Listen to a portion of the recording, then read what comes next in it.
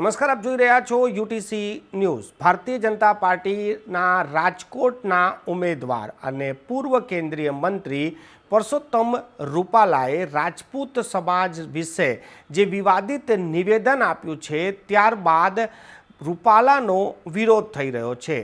પરંતુ હવે જાણે કે રૂપાલાના વિરોધની સાથે સાથે ભારતીય જનતા પાર્ટીનો પણ બોયકોટ સમગ્ર રાજ્યમાં દેખાઈ રહ્યો છે। ગઈકાલે માંજલપુરના નાકા પર આવા જ કઈ દ્રશ્યો જોવા મળ્યા।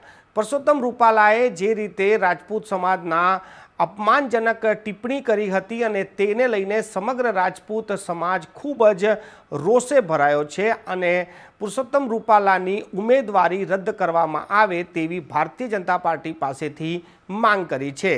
પ્રદેશ કક્ષાએ ભારતીય જનતા પાર્ટી દ્વારા બેઠક પણ કરવામાં આવી હતી, પરંતુ કોઈ પરિણામ ના આવતા તેમને પણ હાથ અદ્ધર કરી દીધા હતા। હવે પરસોત્તમ રૂપાલા એક તરફ રાજકોટની ઉમેદવારીને લઈને પ્રચાર પ્રસાર શરૂ કરી દીધું છે, ત્યારે રાજપૂત સમાજે પણ તલવારો ખેંચી નાખી છે। રાજપૂત સમાજ પણ આ મામલે છેલ્લે સુધી લડી લેવાના મૂડમાં છે, પરંતુ પરસોત્તમ રૂપાલાના વિરોધની સાથે સાથે હવે ઘણી જગ્યાઓ પર ભારતીય જનતા પાર્ટીનો વિરોધ પણ શરૂ થઈ ગયો છે। રાજપૂત સમાજ અલગ અલગ ગામોમાં ભારતીય જનતા પાર્ટીના નેતાઓ કાર્યકર્તાઓની પ્રવેશબંધીના બેનર મારી દીધા છે।